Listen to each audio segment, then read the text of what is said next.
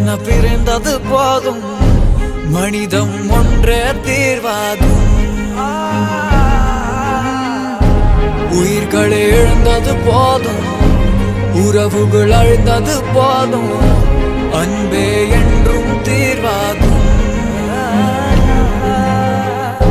காலம் அது கண்முன் கண்ணீரை போல கரைந்தாலும், ஞானம் அது ஞாயிறு மேலே ஓர் உயிரை காப்பாற்ற விரைந்த ஆம்புலன்ஸ், நெஞ்சை பதற வைக்கும் சிசிடிவி காட்சிகள். ஒரு நாள் விடியும், இருளும் விலகும்.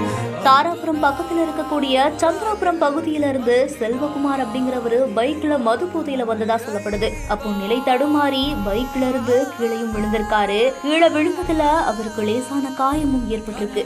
உடனே அங்கிருந்த தனியார் ஆம்புலன்ஸ் மூலமா தாராபுரம் அரசு மருத்துவமனைக்கு கூட்டிட்டும் வந்திருந்திருக்காங்க. அப்போ தாராபுரம் புறவழி சாலை உடுமலை சிக்னல் பக்கத்துல வந்துட்டு இருக்கும் போது பல்லடத்துல இருந்து கார் ஒண்ணு கிரீன் சிக்னல் போடப்பட்டதை அடுத்து வாகனத்தையும் இயக்குனதா சொல்லப்படுது. அதே நேரத்துல அந்த பகுதியில இருந்த போக்குவரத்து போலீசார் ஆம்புலன்ஸ் வாகனம் வருது வழிவிடுங்கன்னு மைக் மூலம் தெரிவிச்சுட்டும் இருந்திருக்காரு. அப்போ அதிவேகமா வந்த ஆம்புலன்ஸ் காருடைய ரைட் சைடு ஓட்டுநர் ஓட்டும் இடத்துல அதிபயங்கரமா மோதவும் செஞ்சிருக்கு. இதுல நிலை தடுமாறின ஆம்புலன்ஸ் அழைச்சிட்டு வந்த செல்வகுமாரோட தலைகீழா கவிழ்ந்திருக்கு.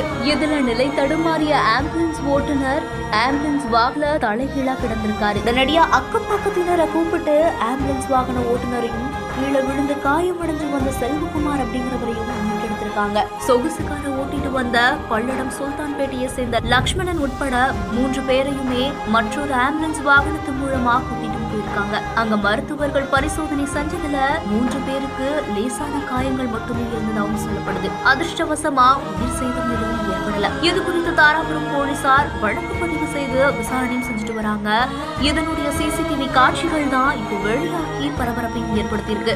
இந்த செய்தி குறித்த உங்களுடைய கருத்துக்களை கீழே கமெண்ட்ஸ்ல சொல்லுங்க. மேலும் செய்திகளுக்கு நம்ம பிஹைண்ட் ஃபாலோ பண்ணிக்கோங்க.